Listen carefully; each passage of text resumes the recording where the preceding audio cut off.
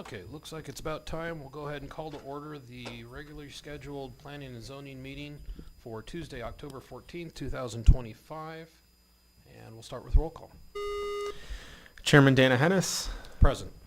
Commissioner Brian Clark, Present. Commissioner Jim Mann, Present. Commissioner Bobby Rossadillo. Present. Thank you. And first up on our agenda tonight is the consent agenda. Mr. Chairman, I'll make a motion to approve the consent agenda. Seconded. Thank you. All in favor? Aye. Any opposed? Thank you. We'll go ahead and move on the agenda to public hearings. First up is going to be case number 25-08-S and 25-28-DR for Valor North subdivision. Marina? Good evening, members of the commission. For the record, Marina Lundy, Planner, CUNA Development Services Department. The application before you this evening requests preliminary plat approval for approximately 50.10 acres already zoned R6, medium density or medium residential density, and to subdivide the site into 208 total lots, including 181 buildable lots, 19 common lots, 3 common lots, 3 emergency driveway lots, and 2 private road lots. The site is located at the northeast corner of East Cuna Road and South Cloverdale Road. The project will consist of approximately 7 acres of open space and an 8-foot walking path that connects the entire community to the existing and proposed amenities. This pre-plat request is part of the overall Falcon Crest Master Plan community, and staff has reviewed the proposed pre-plat for compliance with CUNA City Code, Idaho statutes, and the CUNA Comprehensive Plan, and should the commission approve the application, staff recommends the applicant be subject to the proposed recommended conditions as outlined in the staff report. I'll be here for any questions that you have about the application, and the applicant is present and has prepared a presentation tonight. Okay, thank you. Does commission have any questions for staff? This time? Nope. If the applicant would like to come up, go ahead and hit the bottom of the microphone to turn green, the light, and then go ahead and state your name and address if you would. Good evening, Commissioners. For the record, Travis Jeffers with M3 Companies.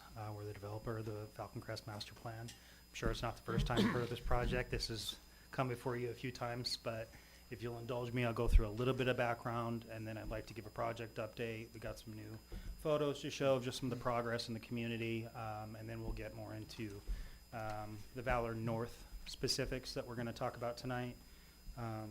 Is this for me? Awesome, thank you. Oops. Where do I, is it? Oh, scroll, sorry. Is there a way to zoom out? Oh, I gotcha. All right. Yeah, please.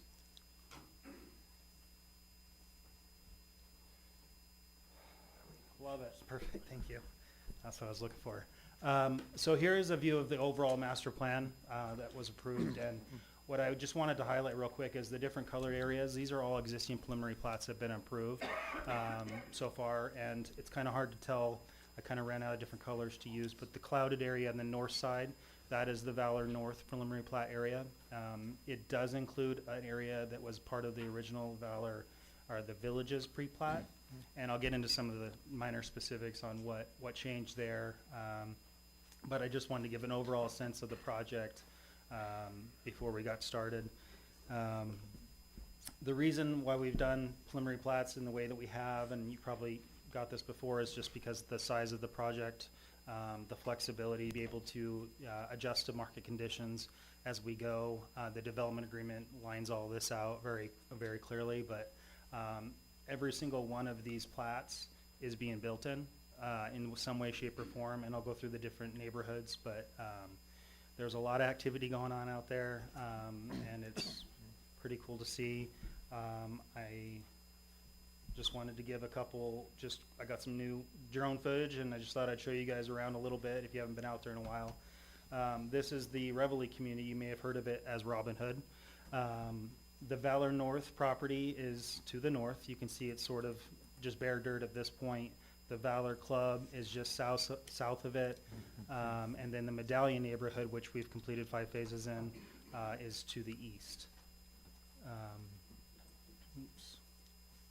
Here's a look down the main collector road, Tercel Drive. This is the roundabout looking east. You can see this is the Trilogy Club right here and the River 6 restaurant that's open to the public. They've got their full facility built now.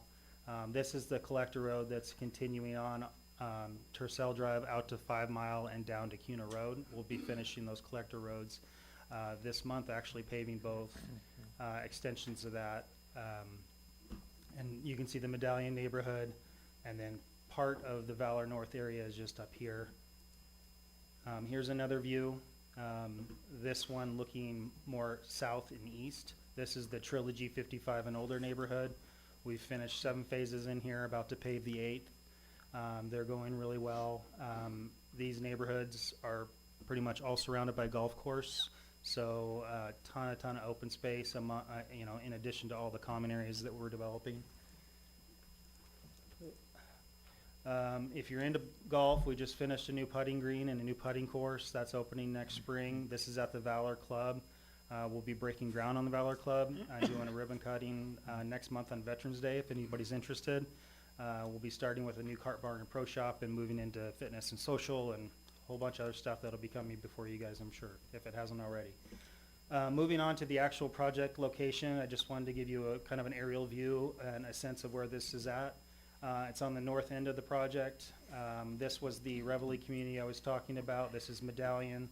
Obviously this doesn't show all the homes that are built, but this is the general location of the project. This part was already platted once before. We'll go into that on, sorry, switching on me, there we go. Not to backtrack too far, but this was part of the original development agreement. This was the land use projections in the development agreement. So I think Marina touched on the different zones. We do have an R12 zone, high density around the club and around both clubs considered, and then R6 and some commercial down here at the corner. The land use summary little snip here is from the preliminary plat that's before you this evening. We're well below the densities that we could be doing. We decided that the R12, which allows 12 dwelling units per acre, really wasn't what we wanted to do around the club. And so the overall density for this Valor North pre-plat is under 4 units per acre, even below the R6 zoning. Here's a look at the other the preliminary plat. This is what you have in your packet. These are the 2 different zones of Valor North. I won't touch too much more on it, other than the product over here. This is the club area right here. So the single family product over here, there's a little, they're a little smaller lots, but that's intentional. They're kind of meant to be more of a lock and leave or low maintenance lifestyle that you're just living by the club. You want to use those amenities. You want a big backyard, but they are still detached units. And then you get over into the Medallion area, and this is kind of an extension of what you've probably heard as the villages. These are bigger, more custom lots. There's a lot of terrain in some of these areas along the slopes of the golf course. So there's a ton of interesting terrain and view lots that we're gonna do some really cool things with. So it'll be very custom. There's a phase summary breakdown. Overall, it's a reduction of 3 lots from the preliminary plat we had before on this east side. So the lots got bigger and there's 3 less of them. The other thing I wanted to note was this is kind of a view, original preliminary plat is over here. This is the new one for this side. There's now a full access that goes through here and out. So there's 2 primary access points into the Medallion neighborhood. It was gonna be a cul-de-sac with a fire access. It's now a full access. Here's an illustrated view of the plan for the Valor North community. This will really just be an extension of what's existing and being built in Medallion. This is really an extension of the club. On the north side, it's surrounded by golf. It's, you know, going to be surrounded by an amazing club. And in final, like I was mentioning earlier, we're going to do a groundbreaking event for the Valor Social Club on Veterans Day, and all are invited. We've already built these two facilities, the putting green and the putting course.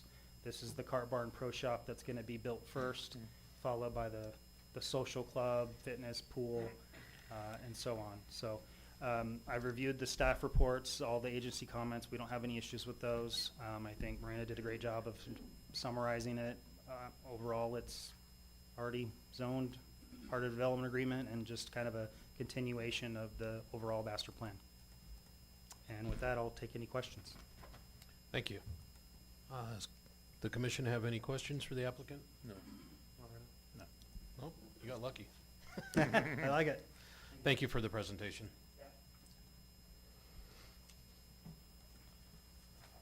With that, I'll go ahead and open this up to the public testimony at 6:11. And on the list, I have marked to testify outside of Mr. Jeffers is Tim Jensen. And just to remind everybody, you all have 3 minutes in order, and please state your name and address at the beginning so that we have it on record. Thank you. Thank you. Good to see you guys again. And Tim Jensen with CUNA School District, 711 East Porter Street here in CUNA. Just wanted to come up, represent the district, and we've sent letters of non-support of these. Just the impact, obviously the numbers of homes. We know, are fully aware they've got Valor Academy going out there. But as we've explained in other projects as well that have, charter schools in them, there's still an impact. Not everybody's gonna go to that school. They're not forced to. They've got the choice, to either go there or any other school, honestly, in the state of Idaho. And the developer has not agreed to partner with the district, and so I just want to come forward and speak on behalf of the letter that was submitted on this a while back for the district. So I'll stand for any questions. Thank you. Any questions? All right, Thank you. Thanks, gentlemen.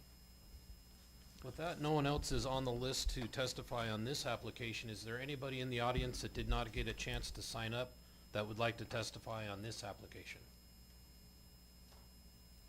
Nope, and seeing none, I will go ahead and close the public testimony at 6:12. And that brings up our deliberation.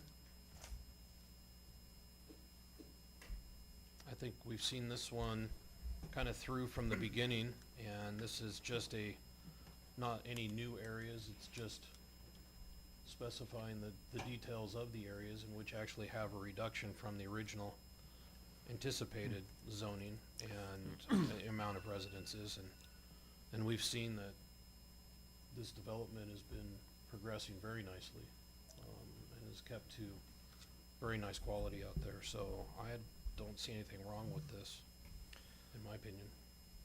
No, and actually one of my biggest concerns about the previous plat, and they directly address it, was the long cul-de-sac lengths with fire access. Those secondary fire access roads are nice, but this is better for circulation for both the public and for EMS.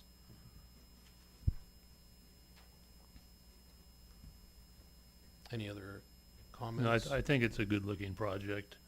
Yeah, I realize it's on a golf course, but the amount of green space really makes me happy.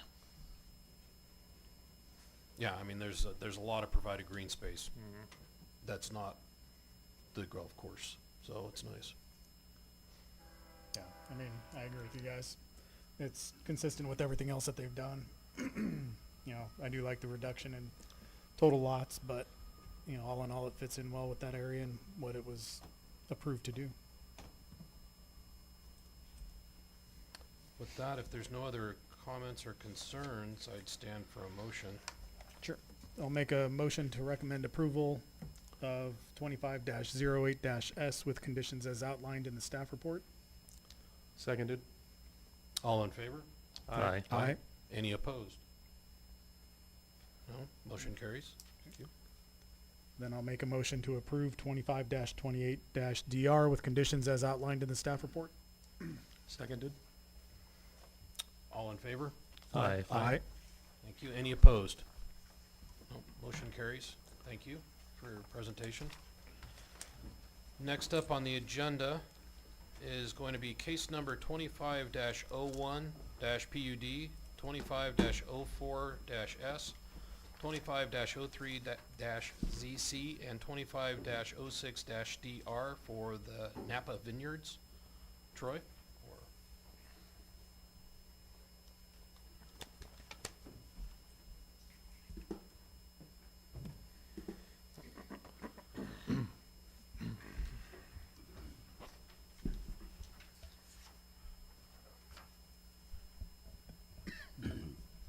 Sorry, just a second.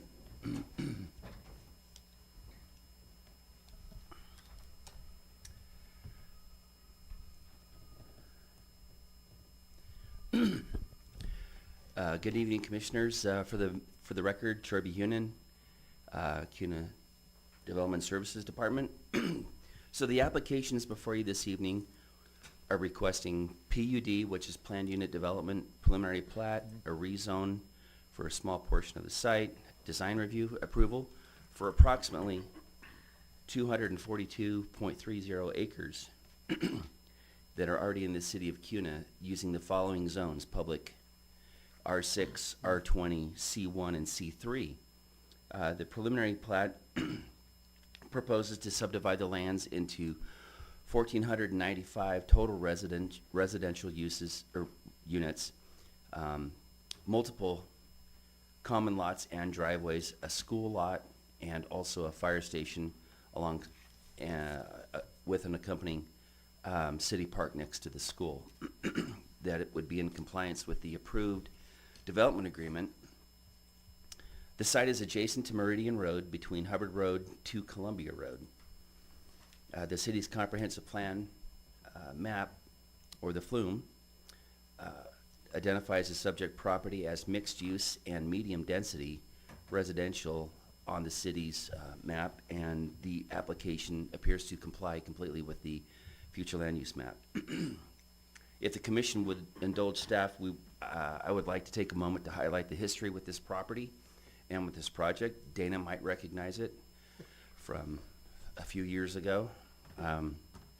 This project originally came before the commission as a planned unit development with a rezone or pre-plat, special use permit, and a design review application in August of 2008. And that was under a different owner.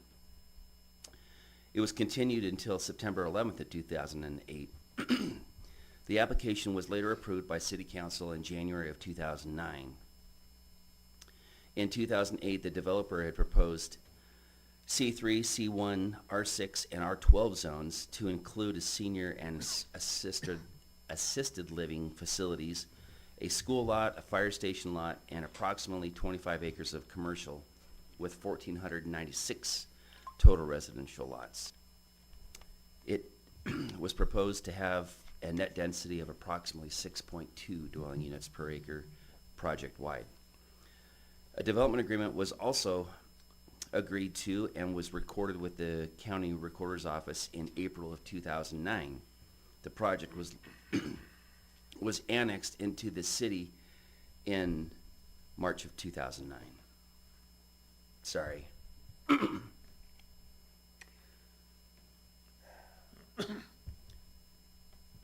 The project was acquired by the current owner approximately in 2019, and in October of 2024, it went before the City Council for a development agreement modification, and they applied the public hearing process in order to modify it, and the purpose of that modification was to move the fire station and the C1 along Columbia Road to more appropriate locations that would function better for the public and also for CUNA Rural Fire District.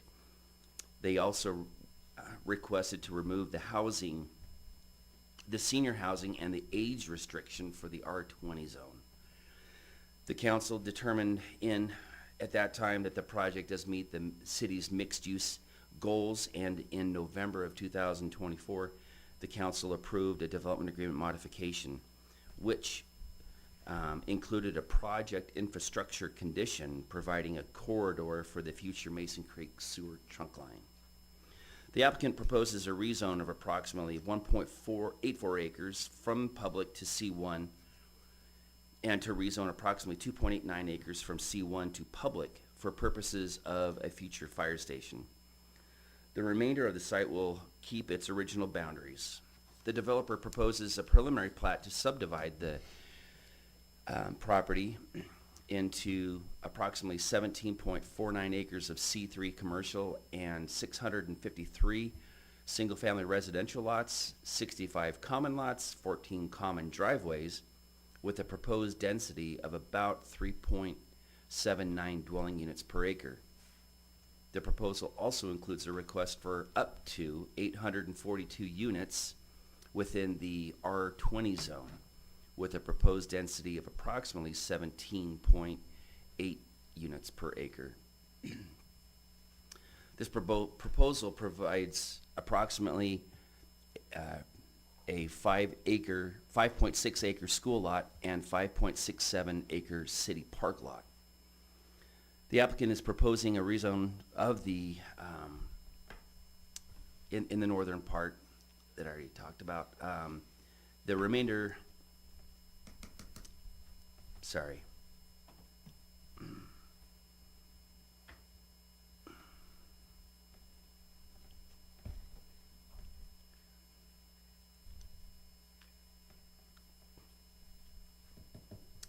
This project was annexed into the city in 2009 with those zones.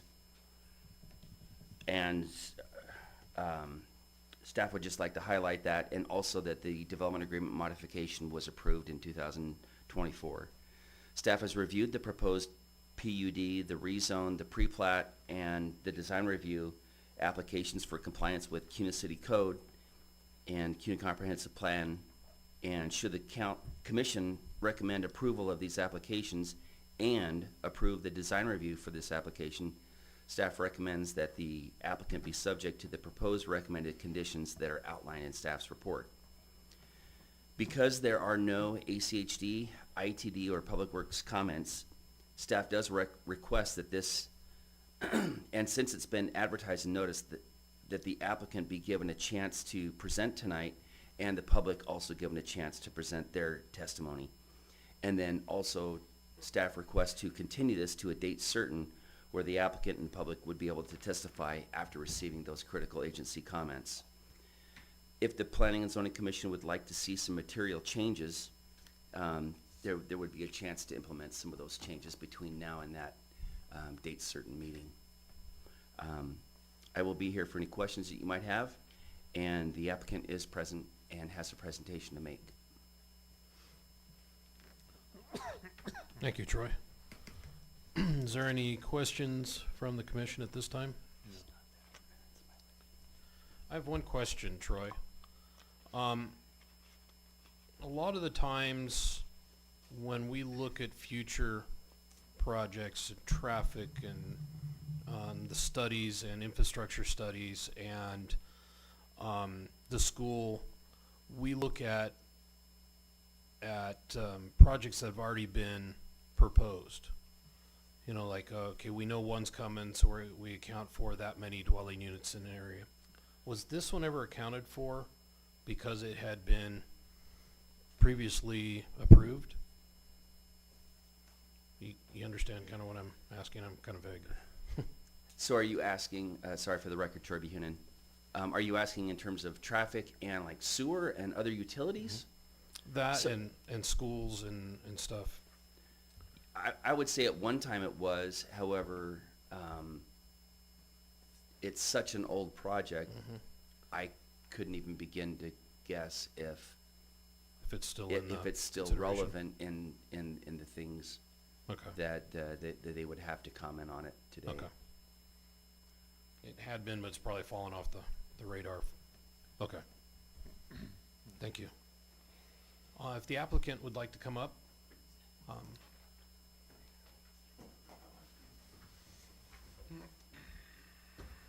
Good evening, Chairman, members of the Commission. Stephanie Hopkins with KM Engineering. Our address is 5725 North Discovery Way in Boise. I'm here on behalf of the developer, our client, and we've been working on this project for a long time, so I am very excited. We're all very excited to talk with you this evening about it. just remembered what you had. I think it was up on full screen, but now it's, so I'll just scroll through.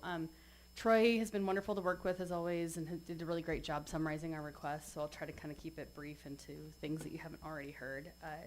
The applications we're requesting this evening, preliminary plat, planning and development, and design review. And then as Troy mentioned, we are planning to rezone a portion to allow for a fire station lot that is planned. We do have the traffic engineer, Sonia, with Kittleson here this evening to kind of address some traffic discussion as well. And then other members of the development team will all be here for questions and can discuss further after I'm done presenting. So the site is adjacent to a number of residential developments. This was originally contemplated in 2009. At the time, it was included in the LID.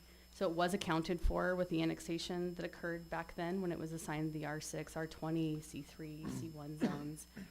And since then, there's been considerable development that has occurred. A lot of residential subdivisions that are currently being developed as well. The zoning that has occurred in the area is consistent with Napa Vineyards, and so it'll be compatible. I won't go through the site and approval history because Troy already covered that. The development agreement modification that was recently modified, or the development agreement that was recently modified includes a provision in there that says that the site plan or the preliminary plat has to be consistent with what was approved, and that is what we've modeled our preliminary plat on. So it is consistent with that provision.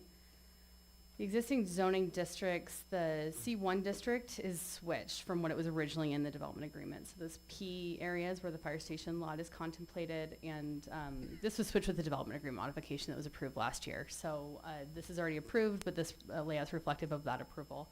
And then R6 is in yellow here. That includes the school and park lot that's in the center of the development. And then R20 is the multifamily designation that exists. We are not proposing any multifamily units this evening. It's all single-family residential, as well as the commercial lots, the public lot, and the C3 lots down at the southeast corner of the site. So the R20 district's about 47 acres, R6 district's about 172, C3 is about 18 acres, which will provide a nice commercial area right up against Meridian, which is a state highway, and Columbia Hubbard that's on the south boundary.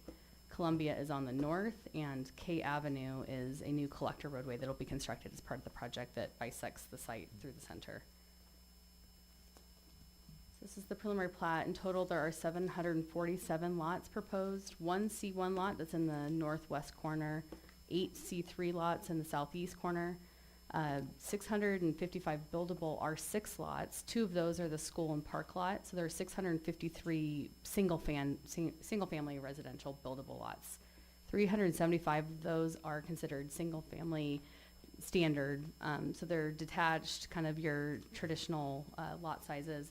And then we have 254 parkside lots. I'll show you a diagram or an exhibit later that shows them, but they're here. They're a little bit more compact than a traditional single-family home. And then we have 24 courtyard lots that are right north of the school and park lots that'll provide a nice variety of housing types. The planned unit development that we're requesting this evening is to allow for this parkside product. The sizes range from about 3,600 square feet to 5,400 square feet, and the average lot size is 4,000 square feet. So typically in the R6 district, 4,000 square feet is the minimum lot size. We're asking for a planned unit development to allow a little bit of flexibility on that standard, to allow for those lots that go a little bit below the 4,000 square feet, so the 3,600 square foot lot. Open space exceeds requirements. We're providing 45 acres, which is about 19% of the overall site. There is essentially located open space lot here that'll include a clubhouse and pool for the single family residential component. And then as mentioned, there's the school and park lot, and then there is a large city pathway that will be along the Mason Creek lateral on the north is going to the left. So this is the east side of the development, which will provide a nice buffer to existing homes as well as a great amenity for the community, current and future residents. And then there are pedestrian walkways throughout the development and a dog park that's adjacent with it's right over here, you can't really see it, with ancillary parking for the dog park as well as residential units. So And then, as mentioned, the multifamily development will be coming in later. That will include its own set of amenities. It'll likely have a clubhouse with pool and some other amenities that'll be proposed at that time.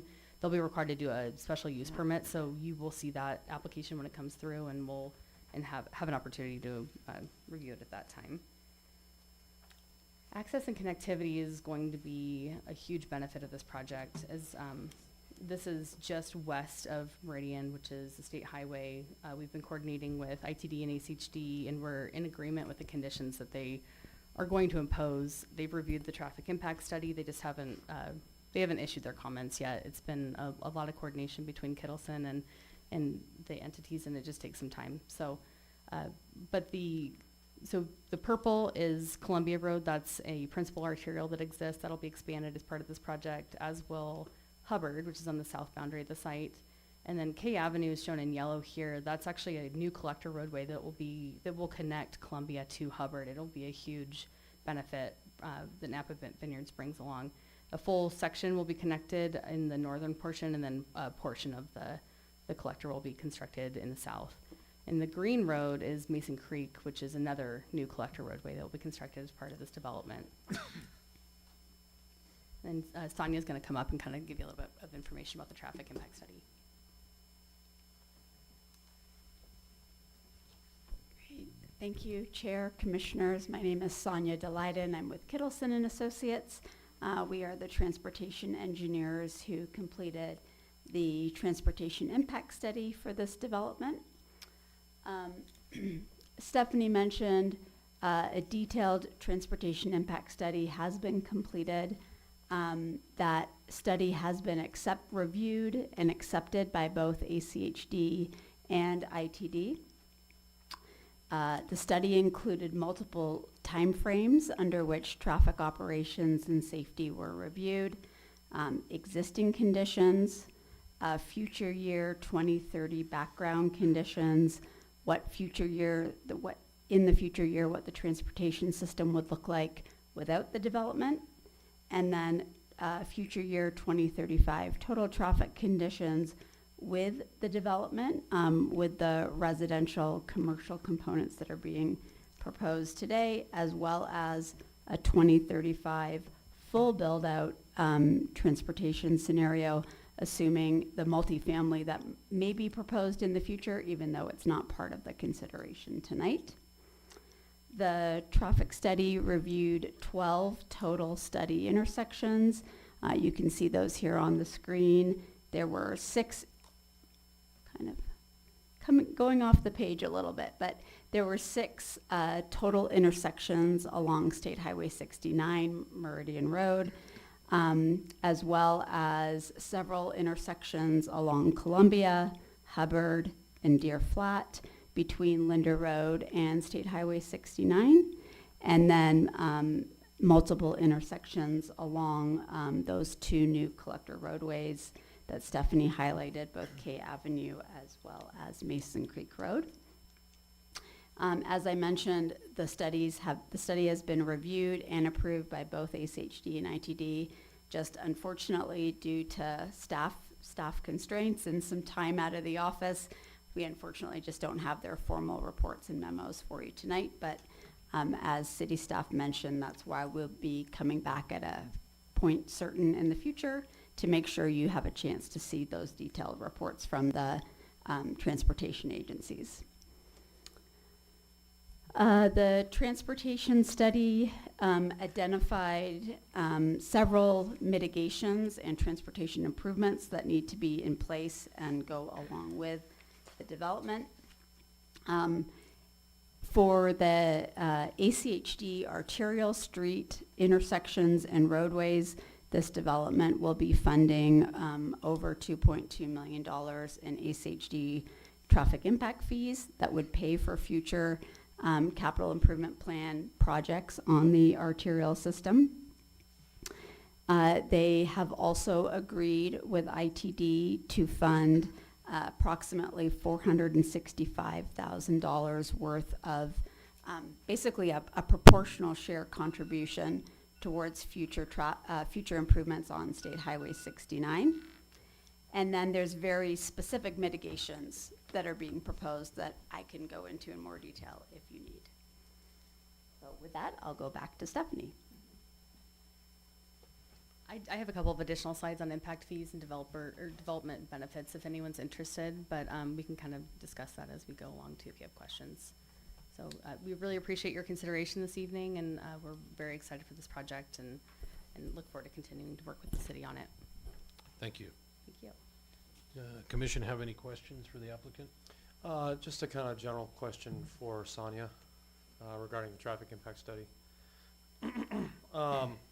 Just so I understand, when we're going through and doing the traffic impact studies, these are all going to ACHD. I'm assuming they're providing you some level of anticipated traffic for the 2035 based on the other projects in the area that are already on the books? Yeah, Chair and Commissioner Clark, that is exactly right. When we complete the traffic impact study, there are multiple data points that get included into that. Part of it is from ACHD, where they identify all of the approved, anticipated, but not yet built developments in the area that will have traffic in the future above and beyond what's counted. We also incorporate the Community Planning Association of Southwest Idaho, COMPAS, your MPO. They have a regional travel demand model, which also anticipates not only that development that is approved but not yet built, but also just area build out from CUNA, Meridian, Napa, all of the agencies within here, all of their future land use visions, and that is what goes into building those 2035 traffic forecasts. Perfect. So we're not working in a frictionless vacuum. I- Thank you. Appreciate it, Sonia. While Thank you're you. standing up, I have another question for you. So looking at the overview of the transportation study, the 6 study roadway segments, I noticed that on that Hubbard isn't included in there. You have the two Sorry, I'll go back here. you have the 2 intersections that would be at K and Meridian. But can you explain why either from K to Meridian or K to Linder wasn't studied as well? Because that's a pretty busy section of road. Yes, Chair and Commissioner, excellent question. It absolutely was studied, Hubbard Road between Linder and State Highway 69. It was just unfortunately omitted from the slide, but it was included in the study and was part of that study. Thank you. I think it might be kind of important. You were on the developer-funded road improvement slide there a minute ago. That, I don't know if that's your slide or Stephanie's, that one. Yes. Oops. That maybe briefly kind of go over that if you could. I think it's important for the citizens to understand Yeah, kind of absolutely. what Thank your you. impact might bring. And then this is, just to be specific, so this is beyond the development impact fees. This is actual developer funded and installed, or developer funded Correct. beyond the yes. diff fees. Yep, thank you, Mr. Chair, Commissioner Clark. Yes, that's exactly correct, and that's why we included this slide, because I think a lot of times that detail kind of gets missed with, just all the different details that go into these projects. So, the developer will be required to contribute, every box on here shows an area where the developer will have to contribute funds to either improve intersections or improve roadways that were required based on the analysis and the traffic impact study. So just for example, the developer is going to be required to widen Columbia Road from Linder to Meridian Road to a 5-lane section. There will need to be a traffic signal or roundabout at K and Hubbard. There's going to be widening of Hubbard to a 5-lane section between Linder and Meridian Road. And there are just many other improvements that'll be required. So I can kind of. And this is bring in- outside of the final report that you've got from ACHD and ITD, correct? This is just kind of the preliminary. This is what agreements. was included in the traffic impact study as far Okay. as the mitigations, and maybe Sonia can give a little bit more information. Yeah. So, as Stephanie said, this is what was studied and was, so the findings in the transportation study. This was also what has been discussed through ACHD and ITD's detailed review and coordination of the studies. And I think this is what you will likely see in their reports when we have them. Okay, thank you. Because I think this is an important slide to kind of illustrate that it's kind of hard to get traffic fixed until the traffic's there sometimes, and the funding for it. And the one thing I do agree on this development is it's providing a lot of these traffic mitigations that I wanted to kind of bring out, Absolutely. because you kind of And the ran other out of time. aspect of this is, Yeah. and the other aspect of this is, it's nice seeing the specific requirements that are required as part of the project. Because unfortunately, the fact of the matter is, with diff fees, they go to the county Mhm. and to improve the overall road system, and they aren't guaranteed to deal with Columbia. Yep, absolutely. So, Thank you for bringing that point up. That's really important. And I think one thing I was going to mention too, one of the so this is kind of considered like an infill project at this point because it was, entitled so long ago. There's been so much development that's occurred around it that I think the benefit to the community is that it's going to be improving a lot more roadways and intersections than may have happened previously, right? So that is a huge benefit. And then one thing that I just would love to touch on, if you don't mind, is the impact fees that we kind of previously mentioned. So Sonia showed that ACHD's impact fees are 2 million, and then fire additionally will get about 2 million. Parks will get 1.7. Police will get 180,000 or so. So the overall, this project will be paying $5+ million in impact fees, and this is all based on the number of residences that would be proposed. So that comes in with each final plat. Those impact fees are required for each building permit. So that goes directly to the agencies to help mitigate the impact that growth has on the community. So that'll be a huge impact, and benefit to the city and all the different entities that manage service and facilities in the city. Right, no, I agree. That's one thing I saw in the packet that was presented to us, and I wanted to make sure was kind of brought out, was there's a lot of traffic mitigation and other things going on along with this project. Absolutely, appreciate that, thank you. One quick question, back on the one slide where you were talking about open space, for the 45 acres that you were talking about, but that 45 acres includes the school sites and the fire site? Even though those are not going to be open space? Mr. Chair, they do include the park and the school lot as well as the fire station lot. Okay. So the school lot and park lot are about 11 acres in total, and I think you could say that the school or the park lot will be a city park, so that does benefit the community as a whole. I could look at what the calculations are. I think we would probably be close to that, at least that 10% required, if not a little bit more, even if you omitted the school and fire station lot. So yeah, you said they're about 11 acres, so that would be about so it's about 34 5.5 acres for the park. Yeah, we're still over. Okay. Yeah. Absolutely. Okay, thank you. Any other questions for the Yeah, applicant? I do have a question on the roadways. Looking at the developer-funded road improvements, all along State Highway 69, it includes widening the road to 3 lanes in each direction. How does that play into this development? Great. Chair, Commissioner, thank you for the question. So ITD currently is in the final stages of developing a corridor concept plan for improvements on State Highway 69, essentially from the I-84 freeway all the way down into CUNA. And their current plan that they have and that they have received public comment on calls for essentially 3 through travel lanes in each direction for the entire length of the 69 corridor, plus upgraded intersections. So signal upgrades, additional turn lanes, additional widening on the cross streets at each of those intersections. Some of those improvements are going to be funded by development. You may be aware that the Apex development and other developments are currently have approved STAR agreements where they're going ahead and funding portions of those improvements, and they're designing them. They are anticipated to be constructed in a couple years. Because this is a fully residential development, this development doesn't have that ability to construct the improvements and then receive sales tax reimbursement for the portion that's above and beyond their proportional share.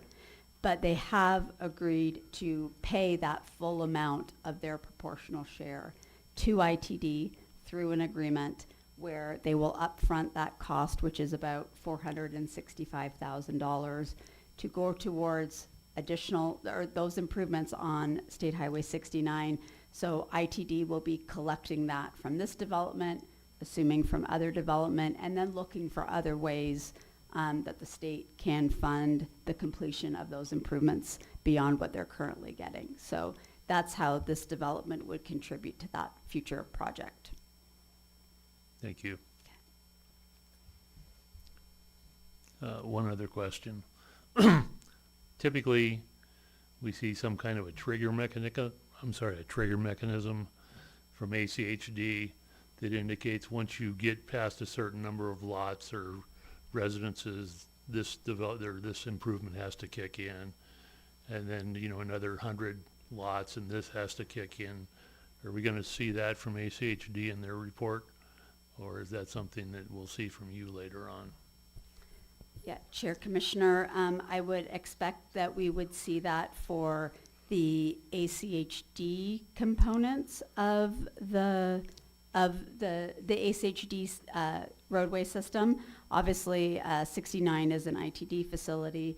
I think the challenge with these ones is the majority of the ACHD improvements here are building the new collector system. So for that one, there actually isn't a trigger. It's going to need to go in when the development starts so the development can be accessed.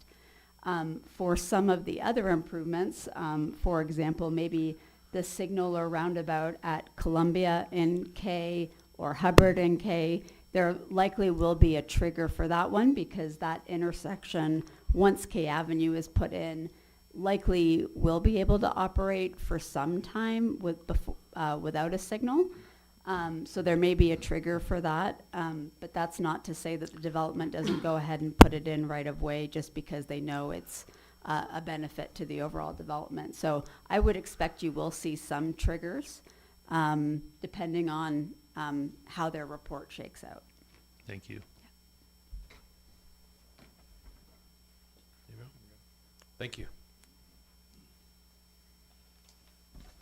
With that, I'll go ahead and open up the public testimony for this application at 6:47. First up on the list that I have right now is Tim Jensen.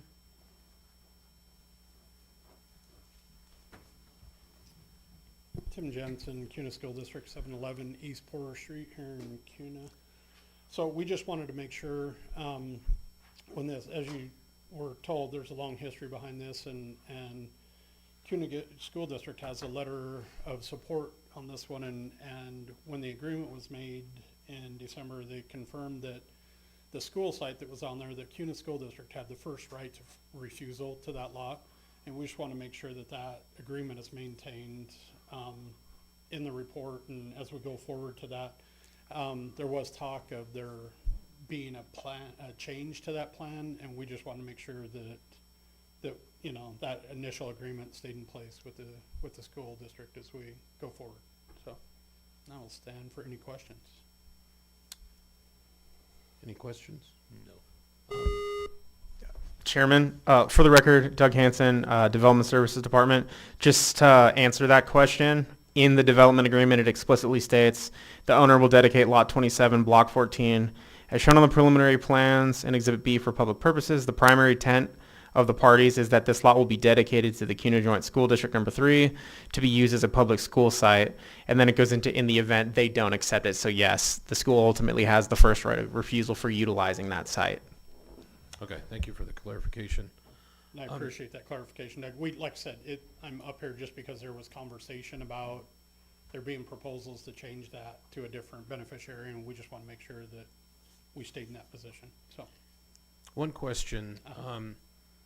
So I guess ultimately one of the big factors that people will look at with this is the amount of residential component and do you feel, the school district feel that they can adequately house all those students in the facilities they've got? No. So to do the easy math of it, to kind of figure out how many it is. Right now, the ratio is about 0.5 students per household that's put in. And so, which we've all noticed over the years, it actually used to be 1.2 students per household.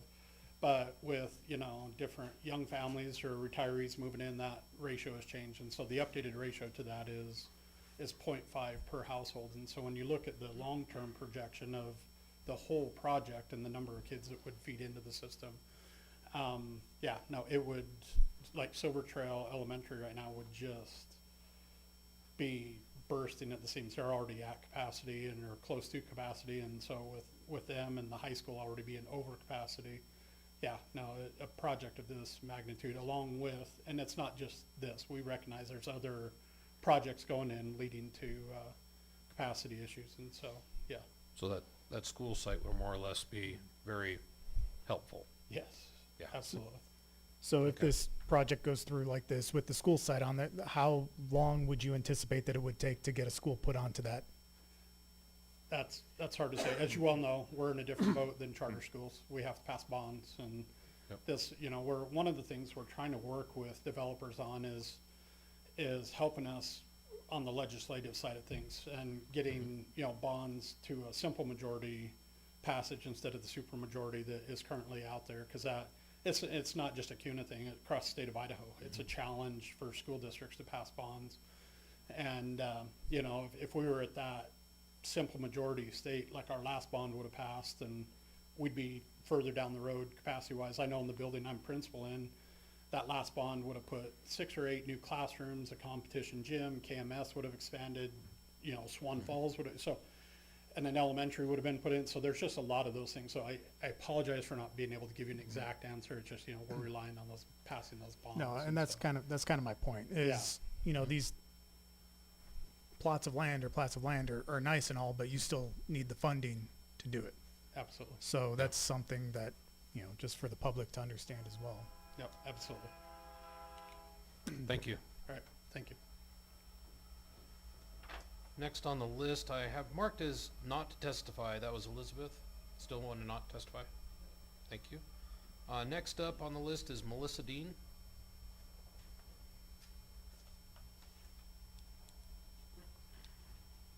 Melissa Dean, 2574 North Hose Gulch, Kuhn, Idaho. I wanted to testify today and just tell you guys the lack of roadway improvements and not knowing the timeline is kind of a struggle. We'll all be struggling with it because Columbia is a major roadway. Hubbard is a major roadway. And having a roundabout or a signal at K is not really, it's only a block from Meridian Road. So that doesn't make sense either. Having a stoplight at K and another stoplight on Meridian Road, it's gonna make traffic backed up 3 times as worse as now. Because I already see the traffic every morning and traveling to work and such. And Columbia as well. Columbia is a nightmare traveling to and from, going from work, home and everything like that. But yeah, the lack of timeline when those roads will be improved upon. I know that they've always done like, oh, and phase 5 will improve on those. And that never happens. Or it does happen on 5 or 6. But this one, the traffic study needs to be more concrete. So I'd ask you guys to look into that more often. And then also, I agree with Mr. Jensen that the schools will ultimately be impacted. They're already at capacity. And if we can't get more funding for the schools, then we can't build that school. So that land will just sit there empty and the kids will be suffering.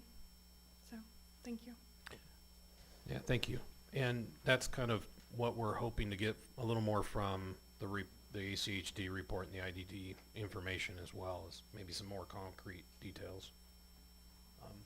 Is there anybody else in the audience that did not get a chance to sign up that would like to testify tonight on this application?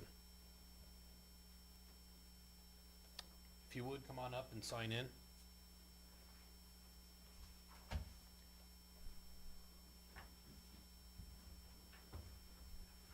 Anybody else? Okay.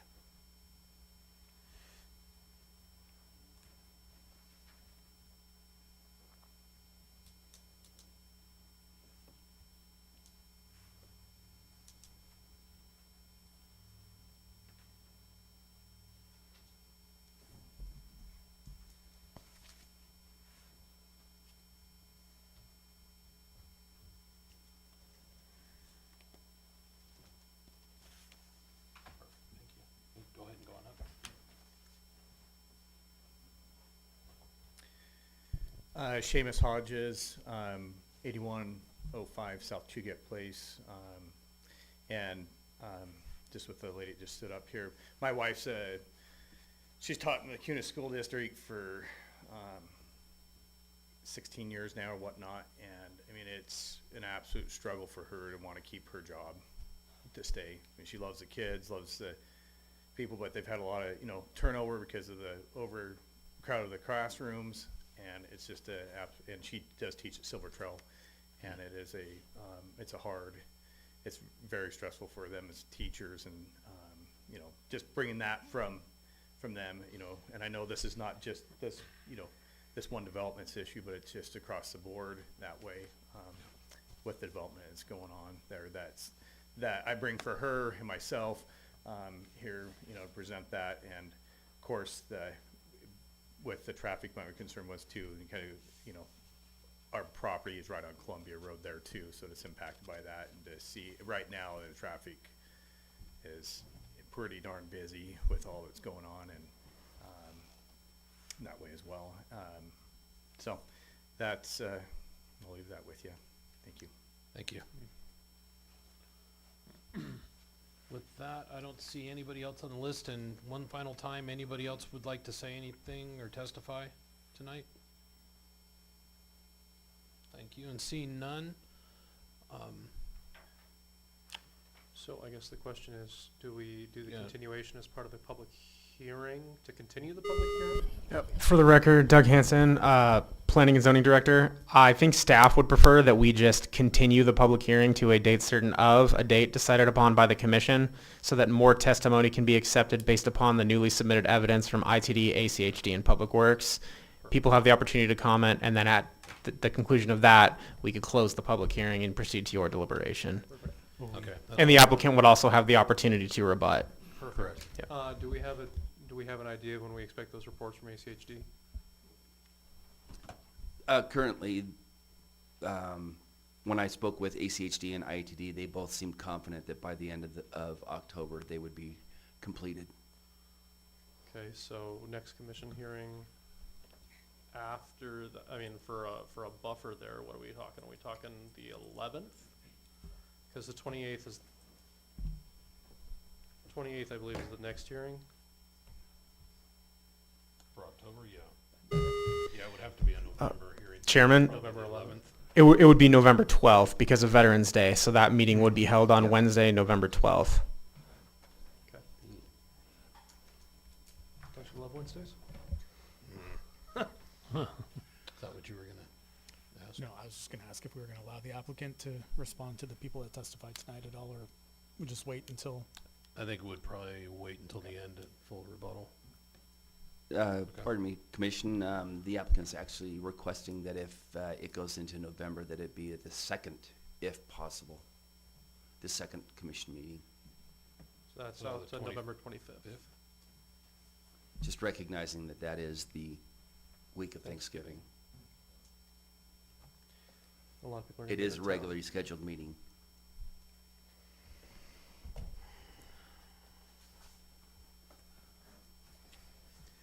I mean, if we're gonna be continuing this to ensure that the public can attend and comment on stuff, I mean, Well, should probably make sure that we have much ability for people to be here as possible. Yeah.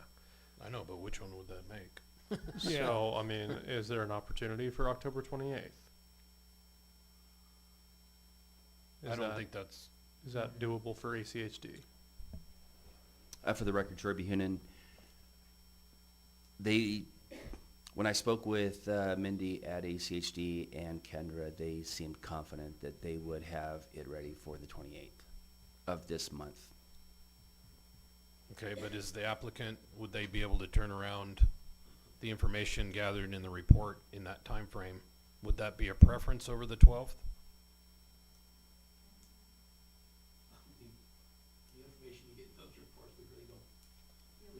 Here, you gotta come on. Sorry for that. Tim Mack, I'm the applicant, 6357 Buena Vista Lane, Star, Idaho. Yeah, the information that come in the reports, the staff reports, the ITD reports, probably going to be exactly what we expect anyway. They've already given us all the preliminary information, and generally, once we get those reports, like I said, we get to read them, choke them, and then just accept them. Don't have a Okay. lot of, they don't take pushback. Okay. So, So would the 28th work better than the 12th then for you? of October, Yes. see, unfortunately, I had not planned on being here after this hearing, because we didn't know where we're gonna get, postponed because of ITD and ACHD until last week.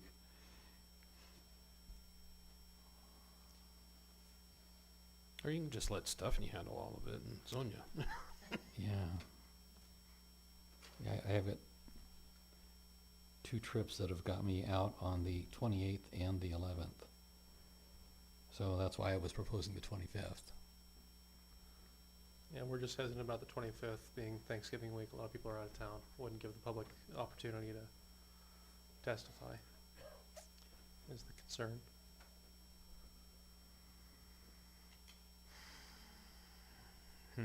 Plus, I don't know which commissioners will be on site. I'll be here. Yeah, I'll be here. I don't go anywhere. I'll be here. I'll be here too, but again, it's the public. We're continuing the public hearing portion of this. Well, I know the applicant doesn't want to hear this, but, you know, if it turns out that we get in a public comment that they can't make that meeting, we can continue it to the next, if we feel. But I'm not sure which one works. Yeah, I love scheduling big things like this. It's hurting cats. Which would push us to the 9th of December, and I'm gone then, and then the 23rd of December, which wouldn't be any better. No. It sounds like the 28th or the 12th Yeah. is our best bet. You know, I understand, Tim, that you're out of town and all, but would your representatives be able to? Shoot for the 28th of October. Okay. I can Perfect, be on the thank you. phone with them. That works. So with that, All right, yeah, Mr. Chairman, I move that we continue the public hearing to a date certain of October 28th, 2025, for case numbers, where are we? Sorry. Let me start over. I move that we continue case numbers 25-01 PUD, 25-04S, 25-03-ZC, and 25-06-DR to a date certain of October 28th, 2025. I'll second. all in favor? Aye. Aye. Any opposed? Nope. Thank you. Okay. With that, I have no other no other items on the agenda. Is there any other reports or business items from staff? For the record, Doug Hansen, CUNA Planning and Zoning Director. We do have a vacancy on our Planning and Zoning Commission, so we will be putting out public notice starting tomorrow that that position is open, and we encourage anybody interested to apply. Yes. No experience necessary, so anybody who wants to join, we'll train you. How about Tim?